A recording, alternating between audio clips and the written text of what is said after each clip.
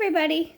So today I'm going to talk about the third part of Kyle and I's journey to him becoming a citizen. If you missed it, part one was how Kyle and I met. Part two was how he got his fiance visa and moved down to the States. And then this third part is applying for citizenship. So he got his fiance visa in 2010 when we got married. And then you have to wait at least 3 years of being a permanent resident. So he had just had his green card before you can apply for citizenship.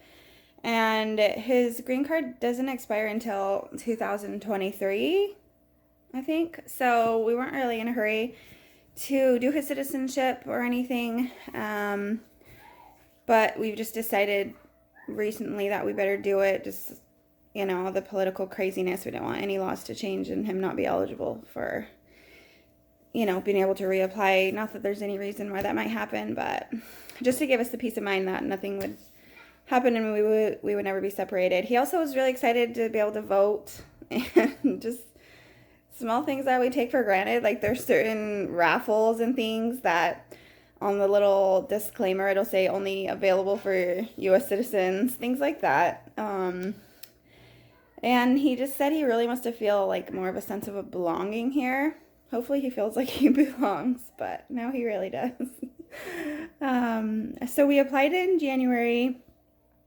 There's just a big form you have to fill out, and you can do it all online, which is so fun. Not fun. It's convenient.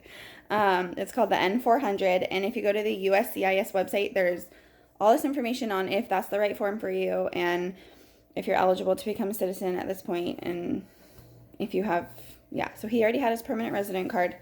So if you have no documentation at this point, I don't really know what the correct step would be for you. So you should probably talk to an immigration lawyer. But he filled that out, and the filing fee was $725, I believe. And that included a fee that they tack on for biometrics. So he went ahead and submitted that, and then he heard back a couple weeks later that they had received it and to just hold tight, and they'll let us know once they've done the background check and that they'll call him in for his biometrics appointment. So they said it could take up to 11 months. So we were expecting a long wait. And then they went ahead and they sent him a letter, and they also have it updated online as well. I want to say that was in March when they called him in for the fingerprinting appointment. It could have been in early April. And then he went in there, and for biometrics, all he did was show them his green card and take his fingerprints just to prove that that's who he was. And then they kind of gave us the same info, hold tight, we'll give you a notice when we're ready for you to come in for the interview and the civics test. So they gave him the booklet so he could study. So he found some good apps that he just used to study. He would listen to the questions on the way to and from work. I am not good at history, government, political things. I don't follow that kind of stuff. So I took the practice test and I failed it. And you only have to get 6 questions right out of 10. And I guess how the test goes is if you answer the first 6 correctly, you can just stop. You don't even have to do all 10. So he knew these questions. By the time the test came, he knew all 100 questions. And so I wasn't surprised to hear that he got all of the first 6 questions right. So anyways, they called him for his civics test and the interview on May 29th. So that whole process was about 5 months long. So that was way better than the 11 months that they said it might have taken.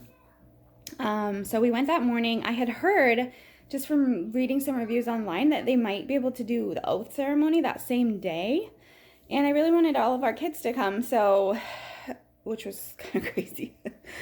But so I kept Kenna out of school that day, kind of just because I didn't want her to miss it, and I didn't think I'd have time to come home, get her from school and then go back. And it was a good thing I did, because They did. I'll insert some little clips here when he first went in for his interview and he was nervous.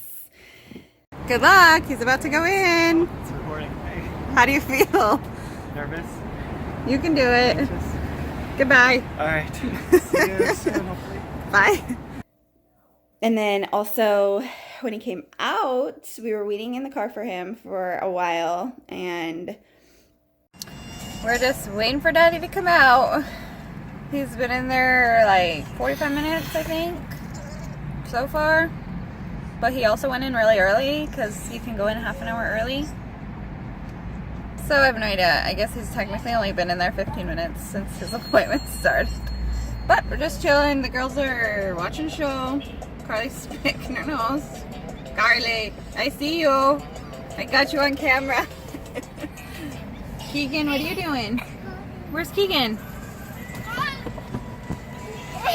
He's drawing on his tablet. And as soon as we pulled up, I started filming video to ask Kyle how he was feeling, and Keegan puked. So I had to redo that one, but still waiting. Here we are. It wasn't really that long, honestly. He said it was really short, the whole interview. I think he was mostly waiting in the waiting room for that 45 minutes, most of the 45 minutes. So I was in the car with the kids, and then, yeah, which is kind of crazy. When he went for, I forgot, when he went for his biometrics, so he doesn't love driving at all. He drives to work, he drives to church, and to the store. Those are pretty much the only places he feels comfortable driving. He's had anxiety about driving since before I met him. He didn't actually have his driver's license when we met. I know, it's pretty crazy. So he got it after we got married. And, yeah, so I drove him to Portland. It was either that or he'd take an Uber, which I didn't want us to have to pay for. So, anyways, I was with the kids in the car during his fingerprinting appointment, and he was probably in there like, it was probably an hour. And then when he came back out and we went to leave, the car would not start. So, yeah, it was a mess. The battery wasn't dead. I didn't like leave lights on or doors open or anything like that. It was the starter had a problem. So our car was there in Portland. I had to hurry back because Kenna was on early release that day. So I had to take an Uber home while he waited for the tow truck. So we ended up paying for one Uber anyways. Luckily we have AAA, so they've saved our lives a couple of times. But yeah, so this time, luckily, we waited in the car and the car started, so that was good. So he came out and gave us the news of what happened. Here he comes. I see him coming out. Do you guys see him? Yeah, I see him. Do you think he passed the test? I don't know. You don't know. Does he look happy? I think so. How'd it go? Yay! Tell him, good job, Daddy. I want to fly. And he said there was going to be an oath ceremony that afternoon. So then I felt so good that I kept Ken out of school. That was worth it. And so we had about, I think, 2 or 3 hours to kind of wait until the oath ceremony started. So we ended up going to the Children's Museum, let the kids have fun, run around, and then we came back just about half an hour before the oath ceremony started. And unfortunately, so, you know, me dealing with my kids in public, not my favorite thing. We were all in this big room, and they called for the people becoming citizens to go down first, because they had to sit in the first couple rows. I'll like insert a clip or a picture here, and then all the families or whoever wanted to watch came down probably like 20 minutes later. We were in that room for a while waiting. So we all go down as soon as the kids are hyper. As soon as I go down, there's a whole bunch of stairs I have to go down with these 3 kiddos. And I'm not really supposed to pick Keegan up at this point in my pregnancy. So we were taking our time. There was a big line behind us. I was pretty calm. I was okay. I wasn't stressing too much about it. But as soon as we walked into the room, the like officer at the door, he was like, "Wow, you have a lot of kids." I was like, Yeah. You don't even know. There's another one coming. But anyways, so he told me we could sit in the back, so that was kind of him. So I think he was trying to file everybody in to fill in all the seats, but he told me just go to the back. So that was fine with me. So we got to sit in the back row, and they showed a little video. They had like a little welcome speech from President Trump, and then every single person got to stand up and say what their name was and where they were coming from, what country they had immigrated from.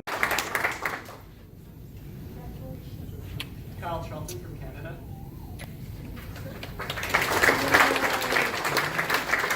So that was really interesting. There were 50 people being sworn in as citizens that day in Portland, and I can't remember how many countries. I want to say 26 different countries, he said.